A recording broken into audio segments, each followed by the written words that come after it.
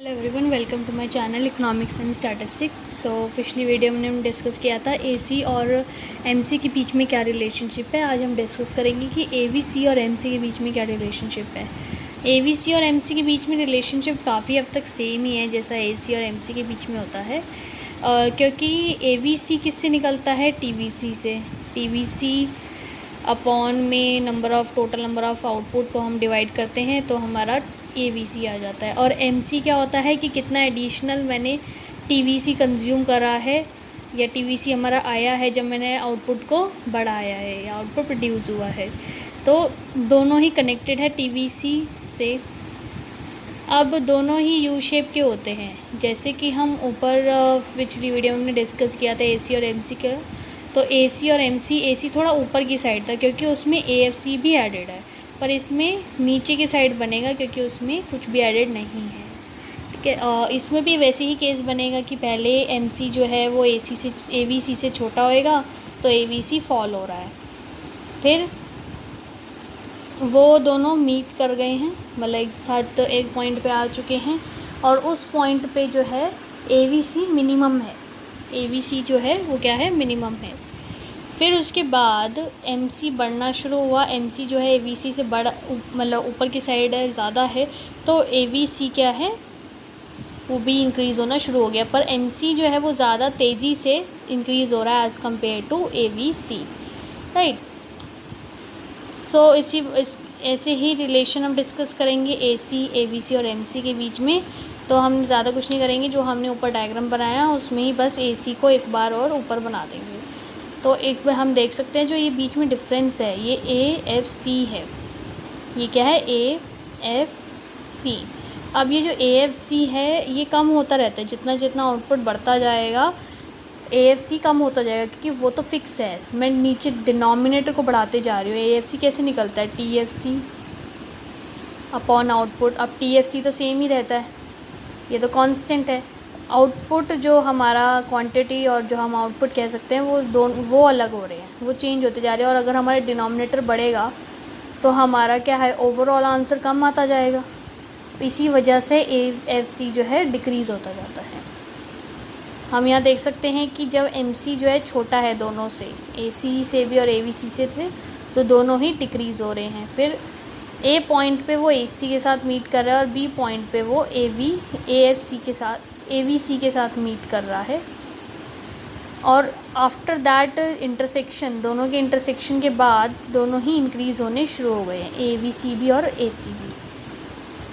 ठीक है, और ये तीनों ही यू शेप के होते हैं क्योंकि लॉ ऑफ वेरिएबल प्रोपोर्शन की वजह से।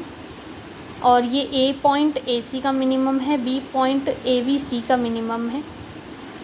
और जो ए वी सी का मिनिमम पॉइंट होता है वो लेफ़्ट, मतलब वो पहले आ जाता है। ये पहले आएगा ए वी सी का मिनिमम पॉइंट और उसके बाद ए सी का मिनिमम पॉइंट आएगा। ठीक है, तो कुछ ऑब्जर्वेशन जो हमें ज़रूरत है कि जो सी पॉइंट है, ये वाला जो सी पॉइंट है, M C in addition to T V C, मतलब एम सी जो एडिशन होता है कितना ऐड हुआ है, वो उस टाइम पे लाइक फर्स्ट यूनिट जब हमने ऐड किया तो 6 आया। ठीक है, और दोनों ही एम सी और ए वी सी इस टाइम पे इक्वल होंगे क्योंकि एवरेज भी वही रहेगा, क्योंकि 1 ही ऐड हुआ है, इसीलिए एवरेज भी वही है, एम सी भी वही है, इसलिए दोनों एक ही पॉइंट से शुरू हो रहे हैं। ये सब यू शेप की इसलिए होता है क्योंकि लॉ ऑफ वेरिएबल प्रोपोर्शन की जो प्रॉपर्टीज़ है और उसकी वजह से हमारे ये यू शेप में होते हैं। मिनिमम पॉइंट ए वी सी का पहले आता है, ए सी का बाद में आता है। एम सी जो कर्व है वो कॉमन है दोनों के लिए। एम सी जो है वो या तो हम कह सकते हैं कि चेंज बता रहा है टोटल कॉस्ट में या फिर टोटल वेरिएबल कॉस्ट, क्योंकि दोनों का एक ही बात है। जो टोटल कॉस्ट में चेंज आ रहा है वो वेरिएबल की वजह से ही तो आ रहा है, फ़िक्स का तो कोई लेना देना है ही नहीं। बस ये है कि फ़िक्स ऐड हो जाता है, पर जो चेंज आ रहा है वो तो वेरिएबल की वजह से ही आ रहा है।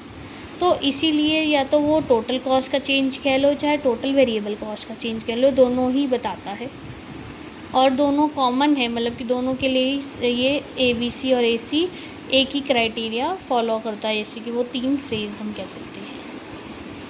एम सी कर्व जो है वो कट करता है ए सी और ए वी सी को। मिनिमम पॉइंट्स पे जो हमने बात की है, ये मिनिमम पॉइंट्स पे कट करता है, यानी कि इसके बाद वो बढ़ना ही शुरू होंगे, वो डिक्रीज़ नहीं होंगे, वो बढ़ेंगे। ठीक है, ये मिनिमम पॉइंट है AVC का, ये AC का मिनिमम पॉइंट है। अब हम बात करेंगे TC और MC के बीच में रिलेशनशिप भी काफ़ी इंपॉर्टेंट, ये रिलेशनशिप है ही इंपॉर्टेंट सारे। ठीक है, ये सारे रिलेशनशिप बहुत ज़्यादा इम्पॉर्टेंट है पेपर पॉइंट ऑफ व्यू से भी। तो जो TC का बनता है हमारा कुछ इस तरीके से, क्योंकि TC कभी ज़ीरो हो नहीं सकता। क्यों? क्योंकि फिक्स्ड का TC का मतलब है TFC प्लस TVC।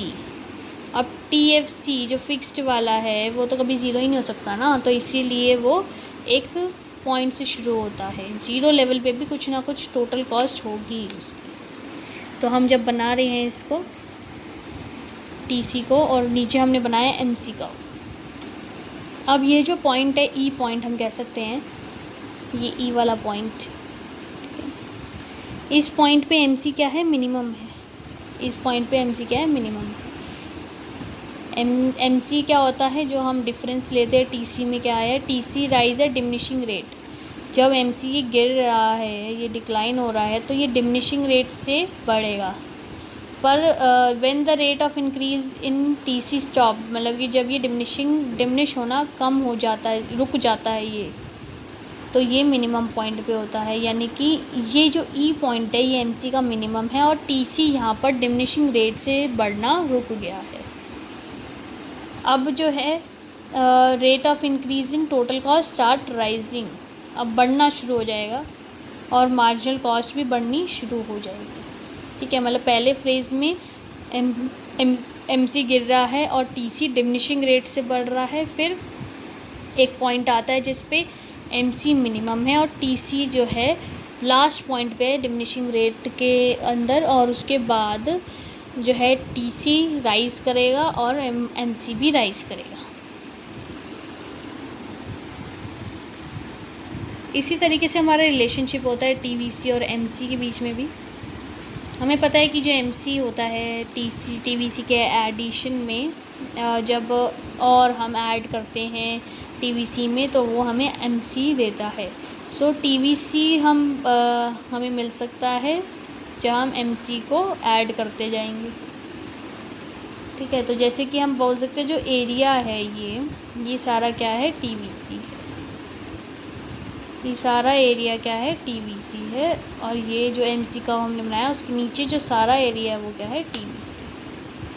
ठीक है, यहाँ तक क्लियर हुआ। ये हमने आज सारे रिलेशनशिप जो भी इस चैप्टर में दिए हुए हैं वो डिस्कस करे हैं। ठीक है, ये रिलेशनशिप काफ़ी ज़्यादा इम्पॉर्टेंट है, क्योंकि कहीं ना कहीं क्वेश्चन को घुमा के कोई ना कोई रिलेशनशिप पूछ लिया जाता है।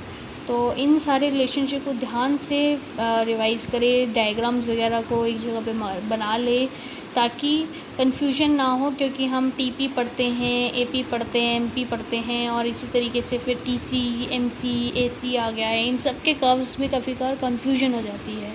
तो हम एक जगह पे उस चीज़ को बना लेंगे तो हमें याद रहेगा कि कौन सा किसका कर्व है, और हर दिन एक हफ्ते में एक बार जो है उसको रिव्यू कर लिया कि हमने क्या बनाया था, बहुत ज़्यादा बेनिफिशियल रहेगा।